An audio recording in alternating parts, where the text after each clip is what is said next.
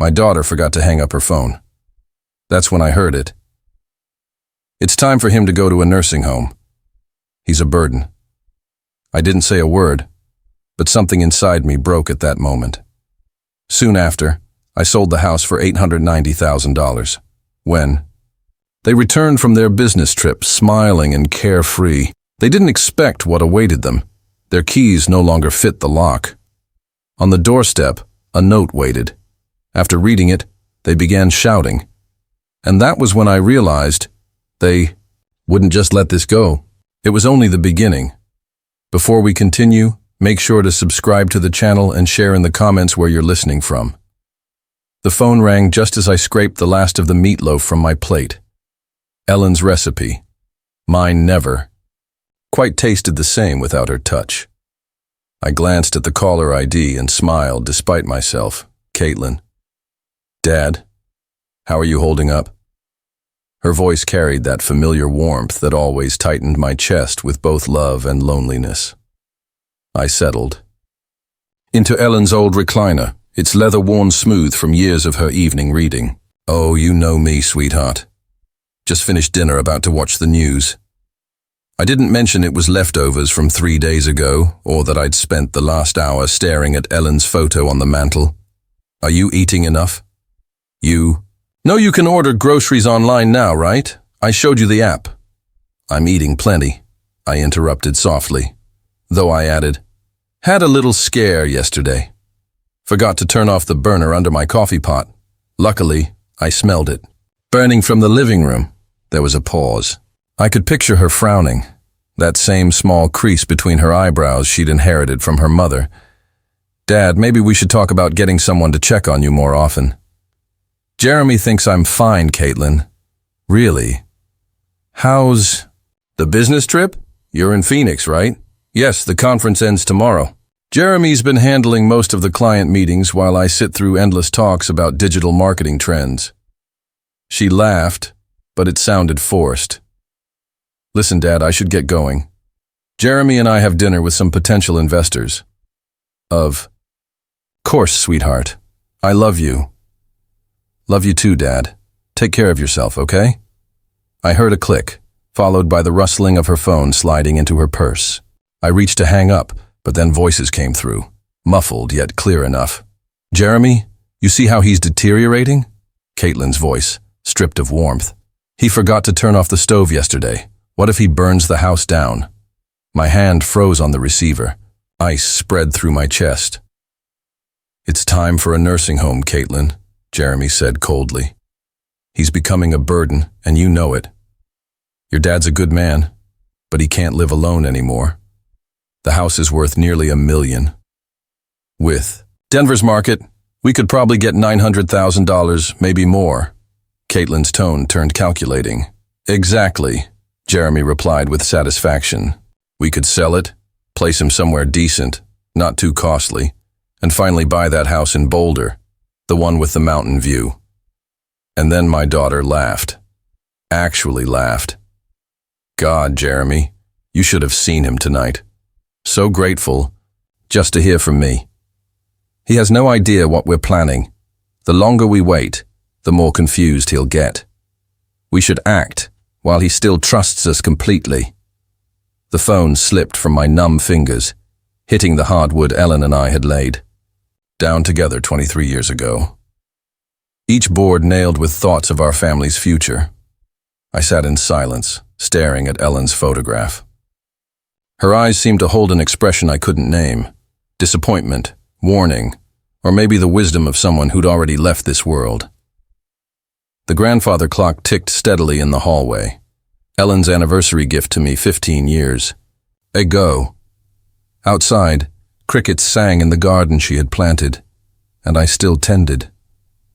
Something cold and heavy settled in my chest, replacing the warmth I'd felt just moments earlier when Caitlin called. My weathered hands curled into fists. They thought I was weak, helpless, ready to be discarded. They were already spending my money, planning their new life as if I were gone. But I wasn't dead yet, and I wasn't nearly as confused as they believed.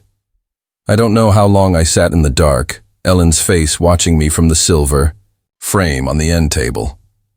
The house felt different now, as though the very walls had heard my daughter's betrayal and were holding their breath. When I finally stood, my legs trembled.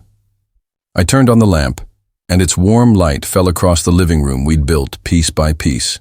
The burgundy sofa where Caitlin once curled up with her homework. The coffee table I'd built in the garage while she played at my feet.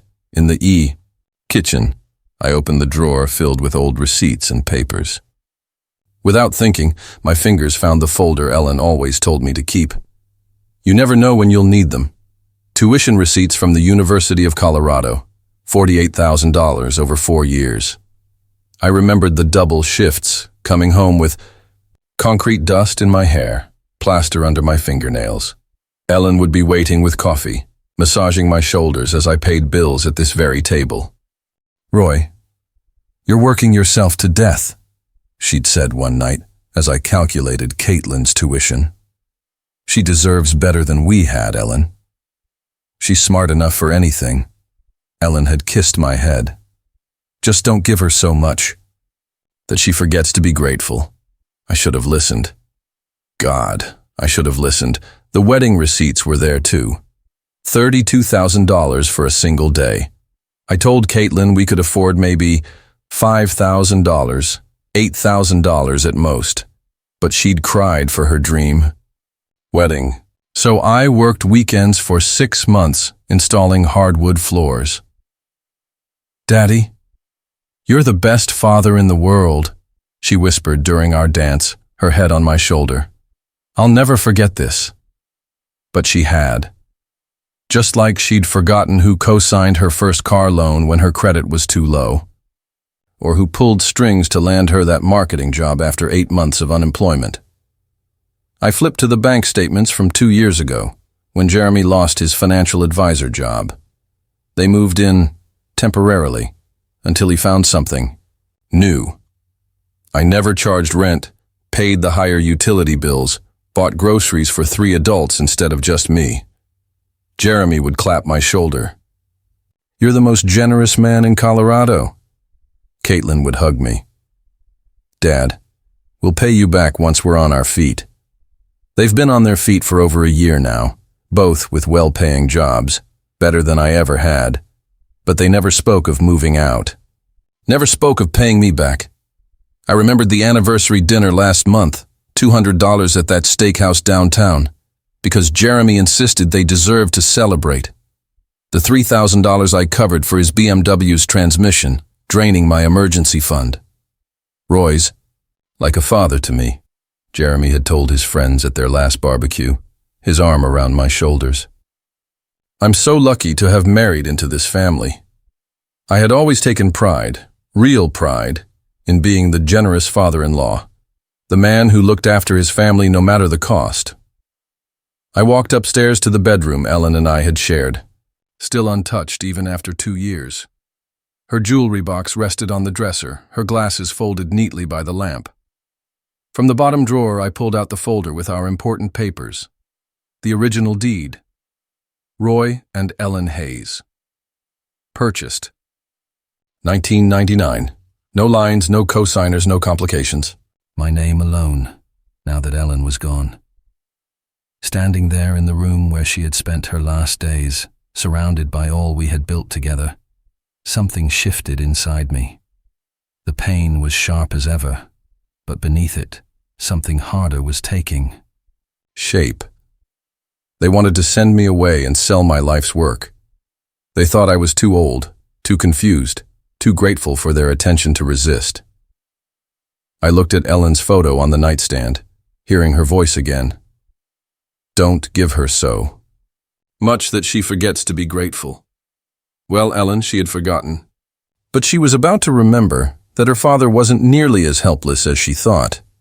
I went to my office and pulled out a business card I had kept in my desk for 3 years. Todd Fisher, real estate attorney. Ellen had insisted we meet. Him after her diagnosis, just to make sure our affairs were in order. It was time for another meeting. The next morning, I walked through my house as though seeing it for the first time. But I wasn't seeing a home. I was seeing what Caitlin and Jeremy saw. Square footage, market value, assets. In the kitchen, I ran my hand over the granite countertop I had installed myself, working by lamplight after long days on the job because we couldn't afford contractors. Ellen had chosen the pattern, speckled gray with gold veins that caught the morning light. She brewed coffee on this counter every morning for 16 years, until her illness made it impossible.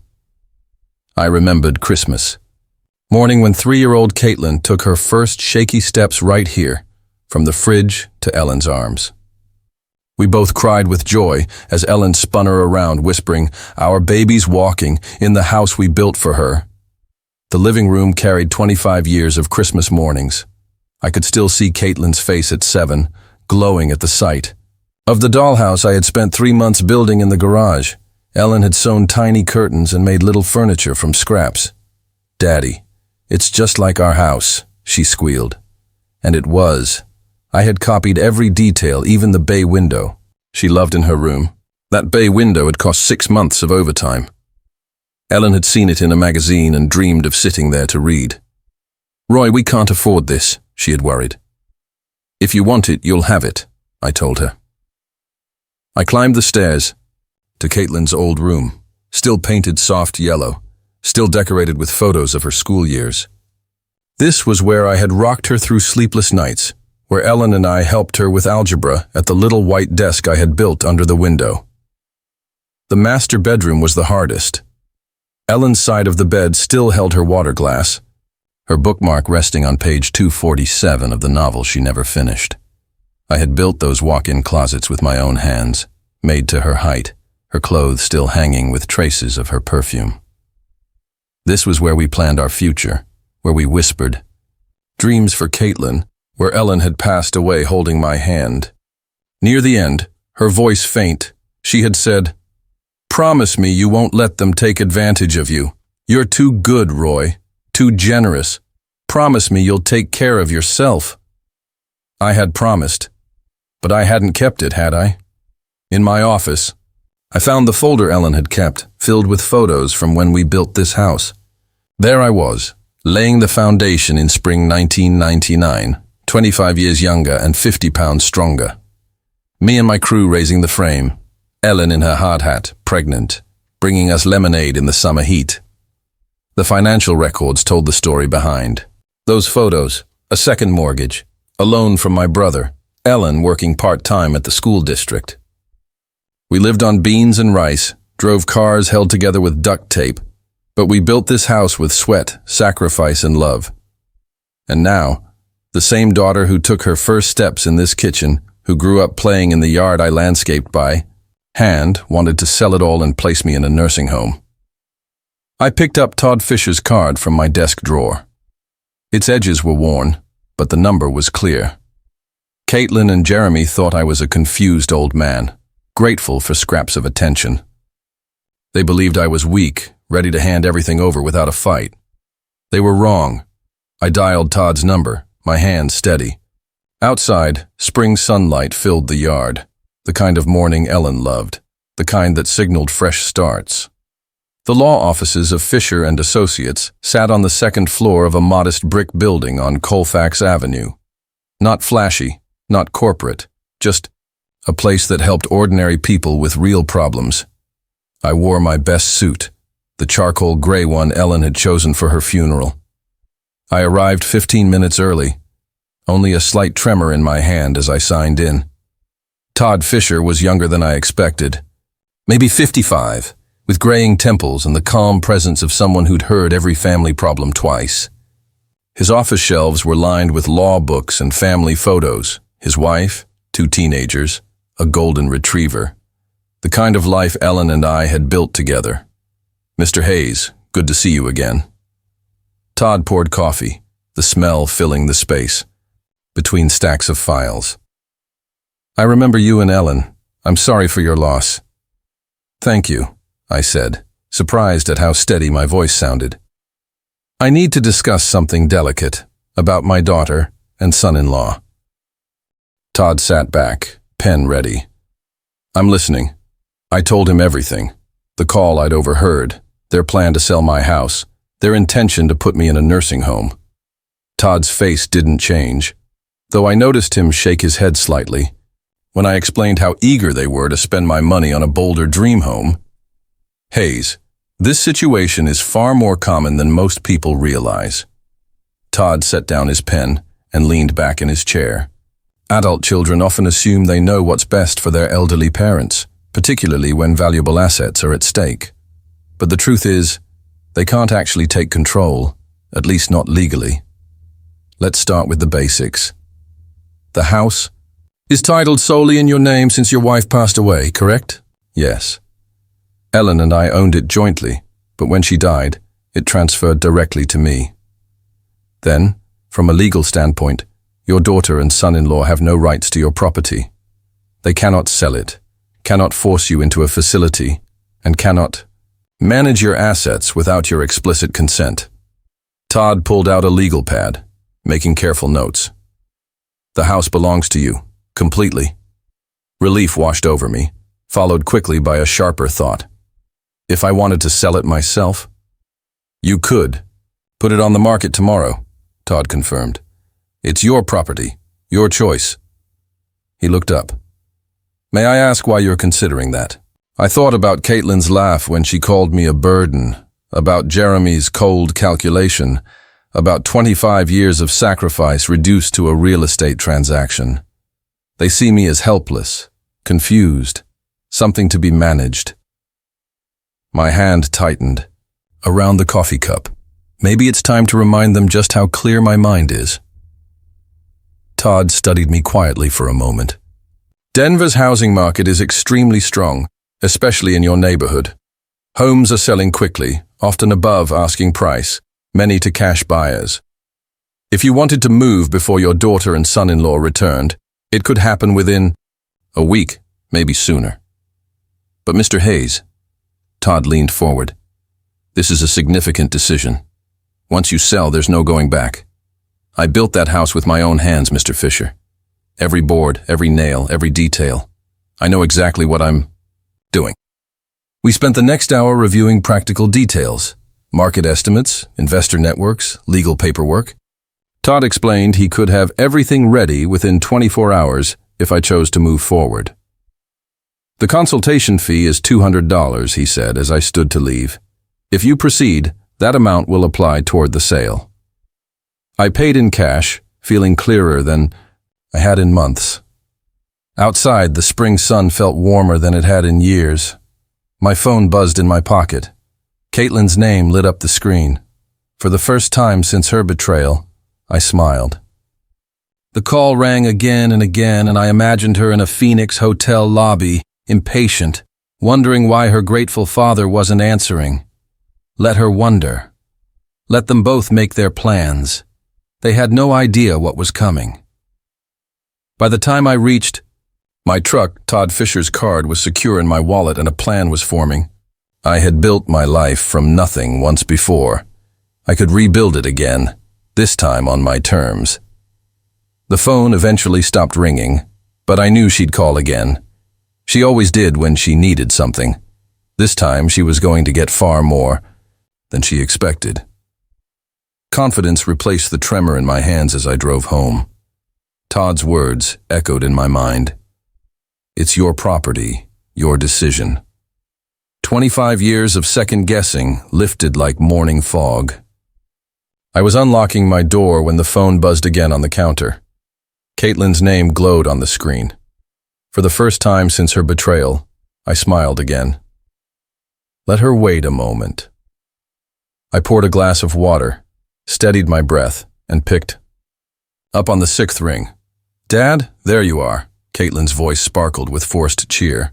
I was starting to worry. Sorry, sweetheart. I was out running errands. I kept my tone warm, fatherly. How's Phoenix? Oh, you know, how conferences are. But listen, we have wonderful news. She paused for effect. Jeremy and I have planned something very special for you. My grip tightened on the phone. We want to treat you to a vacation. You deserve rest after everything since Mom passed. Her sympathy sounded rehearsed. It's a resort, but with medical staff on site, just in case. A resort with medical staff. My jaw locked. That sounds thoughtful, sweetheart. You didn't need to go to such trouble. Nonsense. Your family, Jeremy's voice chimed in. We've made all the arrangements. When were you thinking? I asked, already knowing the answer. We'll be back by Friday, Caitlin said. We hoped you'd be ready by then. Just pack some essentials. Essentials, like an old man being sent away, stripped of his life. Actually, Caitlin, I have a surprise for you too, when you return. Oh, Dad, what kind of surprise? She sounded pleased, likely imagining I'd made things easier for her. I looked out at Ellen's garden, the porch swing, the memories. Something I've been preparing since our last talk. I think you'll find it very surprising. You're so sweet, Dad. We'll handle everything when we get home. Sweet, while plotting to erase my life. I will, sweetheart. Love you. Love you too, Dad. See you Friday. The line went dead. My hands were steady as I walked into my office and opened my laptop. The screen lit with new possibilities, fingers hovering for only a moment before I typed, Real estate agents, Denver. Search results filled the screen like ammunition for a battle I was finally ready to fight. Years as an engineer taught me thorough research before action, and tonight that discipline would serve me well. I scanned agent profiles, comparing track records like I once compared steel suppliers. Cherry, Hills, Highlands Ranch, University Hills, places where homes sold for the kind of money Caitlin and Jeremy were already counting. One name appeared repeatedly, Brian Connor, 43, specialist in fast sales, averaging 18 days from listing to close. His confident photo and glowing testimonials stood out. Brian sold our house in 6 days, cash buyer within 48 hours. Smooth closing, no complications. I stared at his number, bold beneath his credentials. This was the call that would put everything in motion. Once I made this call, there would be no returning to the compliant, manageable old man my daughter imagined. Ellen's photo on my desk seemed to watch me. I could almost hear her voice. Roy, are you sure about this? I was certain, more certain than I had been since her funeral. I dialed Brian Connor's number with steady hands. Brian Connor, Connor Real Estate. How can I help you? Mr. Connor, my name is Roy Hayes. I want to die. Sell my house quickly. How fast can that happen? Well, Mr. Hayes, it depends on the property and pricing, but I've closed deals with cash buyers in as little as 10 days. What kind of timeline do you have in mind? 10 days? My heart pounded. That quickly? Absolutely. Denver's market is very competitive right now, especially for well-kept homes in established neighborhoods. Can you tell me about your property? I glanced around my kitchen, seeing it from a buyer's perspective for the first time. 2-story, 3,400 square feet, built in 1999, Cherry Creek area. 3 bedrooms, 2.5 baths. Well maintained. I've done most of the work myself. Brian's tone sharpened with interest. That's exactly what several investors are seeking. Original owner, strong upkeep, great neighborhood. These are premium features. Would you like a property assessment? How soon could you come? I can be there today at 3 if that works. I looked at the clock. Just after noon. 3 works. I gave him the address and ended the call. The silence felt heavy. In 3 hours, a stranger would walk through the house Ellen and I had built, placing dollar values on our memories. I spent the next 2 hours cleaning compulsively, an old habit from Ellen's insistence that the house always be spotless for visitors. But this was different. I wasn't preparing for guests. I was preparing for something final. At exactly 3 hours, the doorbell rang. I smoothed my shirt, took a deep breath scented faintly of Ellen's lavender sachets, still in the closet, and placed my hand on the brass doorknob I'd installed years ago. My hand trembled slightly. Beyond this door waited either my relief or my downfall. I opened it. Brian Connor looked just like his photo, professional, approachable, early 40s, with the confident air of experience. Carrying a leather portfolio, and tablet. He stepped inside and stopped in admiration. "Wow," he said, scanning the crown molding I'd crafted and the hardwood floors Ellen and I had chosen together. "Mr. Hayes, this is exactly what I was hoping to see." He moved through the house, taking in the afternoon light streaming through Ellen's bay window, the seamless flow I'd created by replacing a load-bearing wall with a beam. His appreciation was genuine. "You weren't exaggerating about upkeep," he said, photographing details. "These hardwood floors? Original? Installed them myself in 2001. Solid oak, 3/4 inch. Ellen wanted something lasting. Talking about, the house came naturally, a rhythm built over years of craftsmanship. At the kitchen, Brian traced the granite countertop. Custom installation. Every inch. Ellen chose the pattern, said the gold veining looked like sunlight. My voice caught. Took me 3 weekends to measure it just right. Brian typed notes, checked outlets, inspected cabinetry with precision. "Mr. Hayes, I have to be honest, properties this well-maintained are rare. I was an engineer. I believed in doing things right the first time." "It shows," he replied, moving toward the living room. We walked past built-in bookcases, the fireplace, Ellen's decor choices that had turned a construction project into a home. "At the bay window," I said quietly. "Built it for my wife. She wanted a reading nook." I could almost see her sitting there, book in hand. Brian began measuring, excitement clear. "I need to show you recent sales." On his tablet, he displayed listings. "Similar homes in this area have sold between $850,000 and $920,000. But with the condition and custom features here, I'd recommend $890,000. That price should attract quick offers while maximizing value." $890,000. I sat down heavily, in Ellen's chair. The figure spun in my head. "Mr. Hayes, this is a prime property. Homes like this rarely come to market in such shape. I already have a group looking for exactly this. They specialize in high-quality rentals in established areas. They pay cash, no financing, no repair requests, closing in 10 business days. 10 days. Caitlin and Jeremy would be back in 8, expecting their compliant father." "What's the catch?" I asked. "No catch," Brian assured me. "Cash? Buyers mean no loan delays, no appraisal risks. They do inspections. But honestly, this house is in better shape than many new builds." I glanced around the room where Caitlin had taken her first steps, where Ellen and I had celebrated holidays and quiet mornings together. How soon would I need to move? Standard is 30 days after closing, but they're flexible, I thought. Of Caitlin calling me sweet while planning my removal. Of Jeremy reducing me to a burden. Of Ellen warning me against being too trusting. "Let's do it." Brian's professional demeanor cracked into genuine enthusiasm. "Excellent. Decision, Mr. Hayes. Let me call them right away." I listened as he described my home to the buyers with the energy of someone presenting a rare find. Cherry Creek, original owner, custom features, immaculate condition. He ended the call smiling. "They're eager to proceed. I can have contracts ready tomorrow morning." The setting sun cast golden light through Ellen's bay window as I agreed to sell 25 years of my life.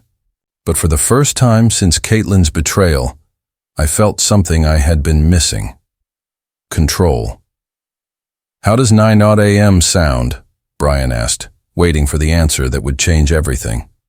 The grandfather clock in the hallway, Ellen's 15th anniversary gift, ticked steadily in the quiet. 9 a.m. sounded perfect. After Brian left with promises of contracts and closing dates, I stood alone in the house that would soon belong to someone else. The light streaming through Ellen's windows turned everything golden, like a picture of a life I was preparing to leave behind. But it wasn't sadness I felt. It was anticipation. The next morning, Brian returned with contracts, a notary, and coffee, showing the kind of professional efficiency I had always valued. I read every line carefully, the way I once reviewed blueprints. Sale price, $890,000. Cash purchase, Closing set for 10 business days. The notary, a kind woman, guided me through each signature. Minimal contingencies, just a title search and final walkthrough, and I had 30 days after closing to move if I needed. That's correct, Mr. Hayes, she confirmed. Though most sellers prefer to move sooner for peace of mind. Peace of mind. The only comfort I expected was seeing Caitlin and Jeremy's reaction when they realized what I had done. I signed my name without hesitation, and the process began. The first 3 days passed quickly, paperwork, inspections, and the title company searching through years of records. The investors sent a team who praised the work I had done. Your father-in-law really knew what he was doing, one of them told their colleague, assuming I was already out of the picture. These floors, this wiring, top quality. From days 4 through 6, I worked quietly on my own plans. I researched apartments, searching for something modest but comfortable. I found a senior community in Highlands with golf courses and a recreation center, the kind of place Ellen and I had once imagined for retirement. I also called storage facilities, deciding which of Ellen's belongings I would keep. Her china, her jewelry box, the photo albums, things too valuable to leave behind. By days 7 to 9, I felt a confidence I hadn't known in years. Each morning I woke up closer to freedom, closer to proving that my daughter had underestimated me. Mrs. Patterson next door asked about the steady stream of inspectors. I told her it was just some work being done, though I disliked the half-truth. On the 8th day, Brian called with final confirmation. Everything is on track, Mr. Hayes. The buyers were pleased with the inspection. Funds will be wired the same day. That night, I packed a single suitcase with clothes and essentials. Not to move yet, but to be ready. I looked at Ellen's photo on the dresser and whispered, I hope you understand. Friday morning was clear and bright, the kind of spring day Ellen used to call Denver's best. I dressed in the navy suit Ellen had bought me for Caitlin's graduation, not the black one for funerals. At the title company, everything moved quickly. The buyer's attorney reviewed each page thoroughly, while Brian managed the process with ease. Mr. Hayes, sign here and here. Initial there. Each signature felt like removing a weight. The deed transfer. The settlement statement. The acknowledgement that 1247 Maple Street no longer belonged to me. Here's your confirmation, Brian said. $890,000, less closing costs, has been deposited into your account. I stared at the numbers, more money than I had ever seen, more than Caitlin and Jeremy had imagined their burden might bring. We shook hands, the deal complete. Brian walked me to my truck. You made the right choice, Mr. Hayes. Sometimes a fresh start is exactly what we need. Driving home, I passed familiar places. The school where Caitlin had learned to read, the park where Ellen and I walked on Sundays. Instead of nostalgia, I felt freedom. I pulled into the driveway, looking at the house that was no longer mine. The keys felt heavy in my hand. Tomorrow, I would hand them to the new owners. Caitlin and Jeremy were returning in 3 days, expecting a compliant father ready to be moved to their chosen facility. Instead, they would find an empty house and a lesson. I stepped from the truck, phone in hand, ready to make the next call in a plan that was moving faster than I had hoped. The engine ticked as it cooled. I sat, staring at the house I had built. It now belonged to strangers, but I still had 30 days of access, enough time to finish what I had started. I drove to a Starbucks on Colfax Avenue, parked, and called directory assistance for a 24-hour locksmith. The emergency fee would be an extra $200, but money was no longer an issue. AAA Emergency Locksmith, this is Eddie. I need all the locks on my house changed today. It's urgent. How soon are you looking, sir? As soon as possible. I can pay cash. I can be there in 2 hours. Address? Back at the house, I waited in my truck. Mrs. Patterson was watering her garden. She waved. I waved back, uneasy with the lie I carried. Eddie arrived in a van full of tools. A man in his 50s, he looked like he'd seen every kind of lock situation. Security issue, sir? He asked, glancing at the door. New ownership. Better safe than sorry, I replied. He nodded and got to work, removing the brass locks Ellen had chosen years ago. These are good locks, he said. Installed properly. That was me. I like things done right. The new locks were silver, modern, with a sharper sound. Eddie handed me a ring of fresh keys. 3 copies. Front door, back door, garage entrance. That'll be $450 with the emergency fee. The keys felt unfamiliar in my hand. I paid Eddie in cash, making sure there was no trail connecting Roy Hayes to the lock change. After he left, I faced the hardest task, packing 25 years of life into what I could carry. Ellen's jewelry box went into the suitcase first, followed by our wedding photos and the novel she had been reading when she passed away, still marked at page 247. I added my engineering certificates, important documents, and Ellen's favorite cookbook with her. Handwritten notes. Almost everything else stayed behind. The furniture that told our story, the photo albums of Caitlin's childhood, Ellen's clothes still hanging in the closet with traces of her perfume, all left in place. While I packed, I called Sunset Manor. Apartments. I asked for a furnished 1-bedroom immediately. We have a unit ready, said Mrs. Chen, the manager. Month-to-month lease if you want flexibility. I agreed. An hour later, I met her at the complex, a modest but tidy community for seniors, with a center and well-kept grounds. The apartment was small but comfortable, furnished with what I needed to begin again. Cash deposit is fine, Mr. Hayes. When do you want to move in? Tonight, I replied. She looked surprised but asked no questions. I signed the lease and handed her nearly $3,000, money that would have felt impossible to spend so casually 2 weeks earlier. Loading my car at dusk, I noticed Mrs. Patterson watching from her window. She waved, and I felt the weight of ties. I was cutting, the connections Caitlin and Jeremy had forced me to abandon. I walked through the house one last time. My footsteps echoed in rooms that now belonged to strangers, the kitchen where Ellen taught Caitlin to bake cookies, the living room where we opened gifts, the bedroom where I held Ellen's hand in her. Final moments. I'm sorry, honey, I said aloud, but you'd understand. You always said I was too generous. I locked the new locks and drove away from Maple Street, the rearview mirror filled with the life I was leaving. The sun was setting as I reached Sunset Manor. My car carried the essentials of a reduced life. Inside the unfamiliar apartment, I set down the suitcase and immediately reached for my phone. One final step remained, one call to complete the plan that would surprise Caitlin and Jeremy. The place felt like a hotel room, functional but empty, with plain furniture and the smell of carpet cleaner. Ellen's photo was already on the nightstand.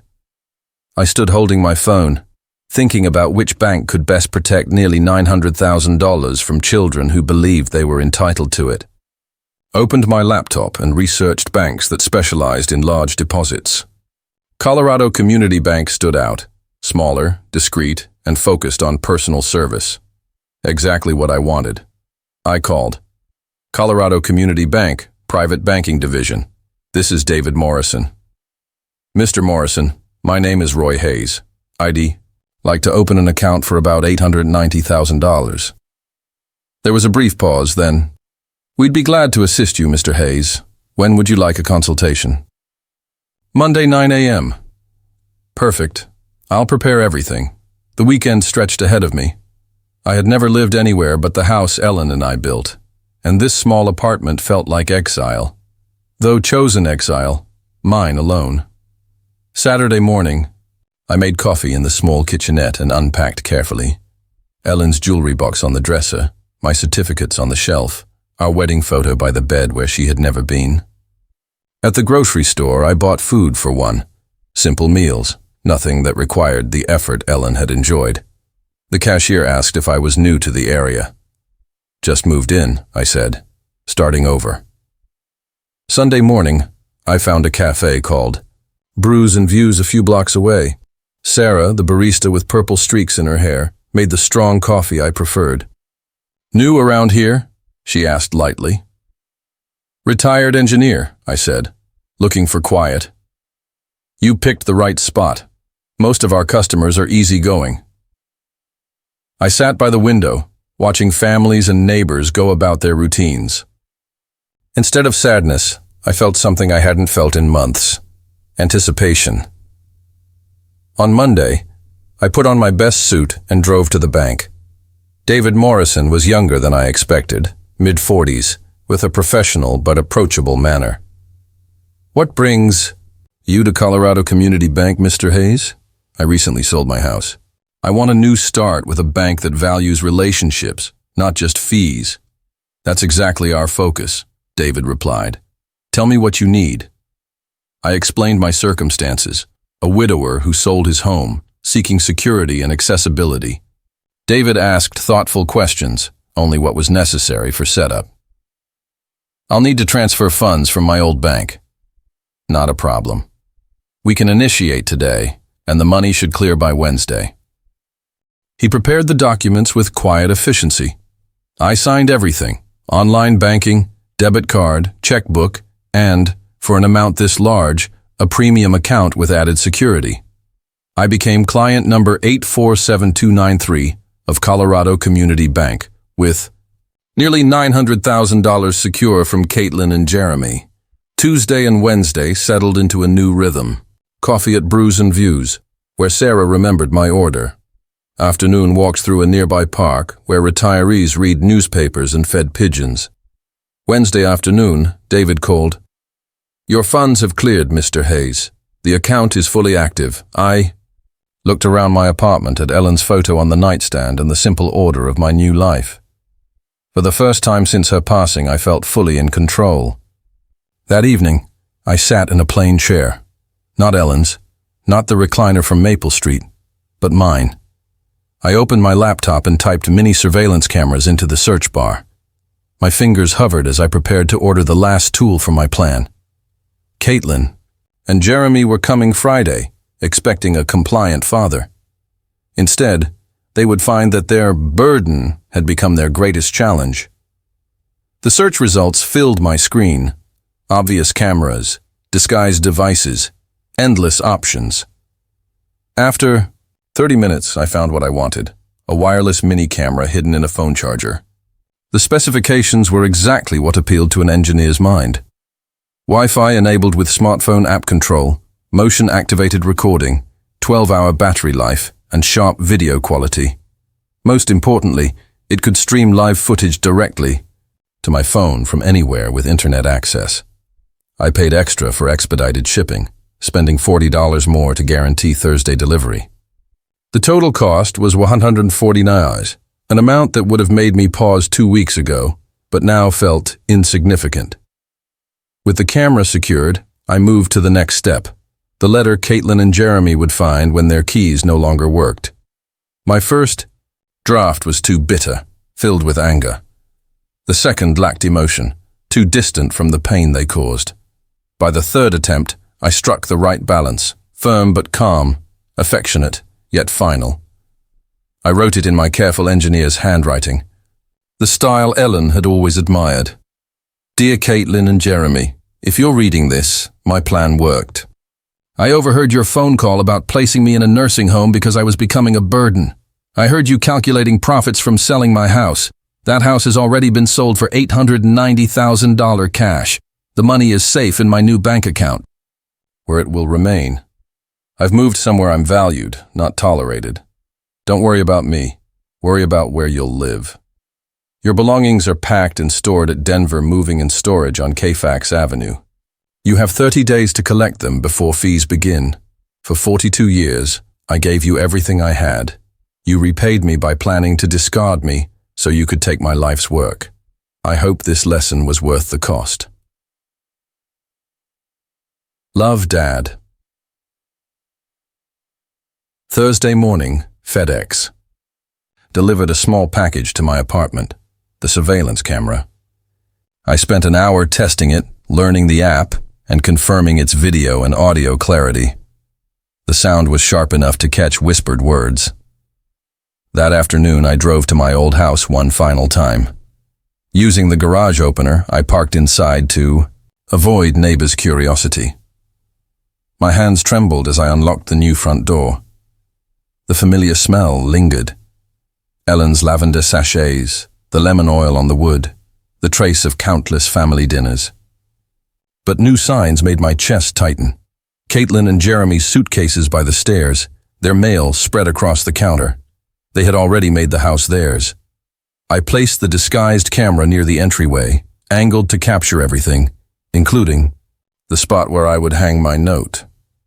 Testing the motion detector, I walked in and out until satisfied. Then, I taped the envelope inside the door at eye level. Standing in the living room, I touched the mantel where Ellen's photo had rested for 23 years. Soon, another family would place their memories there.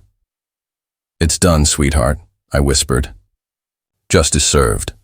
I locked the door, checked the camera feed from my car, and returned to my apartment. The system was armed, the battery charged, and my phone ready for alerts. That evening, I sat with the feed open on my screen, watching the quiet entryway. Friday morning, I woke with the anticipation of someone about to see justice delivered. Even the coffee tasted better. At 4:30 p.m., I expected them. Caitlin always left Phoenix by noon, and Jeremy drove exactly the speed limit. They'd arrive within the hour. At 5:15, motion detection buzzed. Jeremy's black SUV pulled into the driveway. My heart raced as I watched Caitlin step out, stretching, while Jeremy unloaded bags. They walked toward the door with the confidence of owners. Caitlin pulled her keys, tried the lock. It wouldn't turn. Her frown deepened. "That's strange. My key's not working." Jeremy tried the back door. Locked. Even the garage remote was dead. "These are new locks," he said grimly. "This isn't a mistake." Caitlin, rattled, pulled out her phone and dialed my old landline. Already disconnected. No answer. Not even voicemail. She tried my cell but remembered I never had one. Fear entered her voice.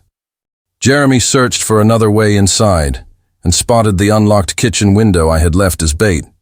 Boosting Caitlin through, she unlatched the door, and they entered. Both froze when they saw the white envelope taped at eye level. Caitlin's hands shook as she opened it. I leaned closer, watching their faces transform. Confusion, then shock, disbelief, and finally horror. "He sold the house," Caitlin nearly shouted. "How could he?" Jeremy reread the letter, rage breaking through. "That manipulative old man. He played us. All $890,000 gone." Caitlin broke into tears. "That was supposed to be our future." "Your future?" Jeremy snapped. "He's your father. You should have handled this better." "My fault? You're the one who pushed for the nursing home. He was a burden, and now we're homeless. Our lease ends next week." The irony wasn't lost on me, arguing about homelessness, in the very house they planned to strip from me. "Call a lawyer," Caitlin demanded. "With what money?" Jeremy shot back bitterly. "I lost my job months ago, and your paycheck barely covers the cars." The cracks widened. Caitlin realized the full scope. No house, no inheritance, no savings, and Jeremy's unemployment exposed. Her voice broke. "How could he be so cruel?" "The same way you were when you called him a burden," Jeremy countered. "He was smarter than us both." On my screen, they collapsed into my old furniture, defeated. Caitlin buried her face in her hands. Jeremy just stared at my note, finally understanding they had been outplayed. I switched off the feed. I'd seen enough. Opening a bottle of Ellen's favorite wine I had saved, a 2018 Bordeaux, I poured a glass and raised it to her photo. "To you, my love. Justice served." The wine tasted like victory. When my phone buzzed with a text from an unknown number, likely Caitlin, I deleted it without reading and powered the device off. Looking out at the Denver skyline glowing gold at sunset, I knew somewhere across town they were living the consequences of their choices. For the first time since Ellen's death, I felt completely free. No longer anyone's burden, but my own man again. My money, my choices, my future. Roy Hayes had walked away, and he wasn't returning. If you enjoyed this story, don't forget to like the video, subscribe to the channel, and share your thoughts in the comments. To hear the next story, click the box on the left. Thank you for watching.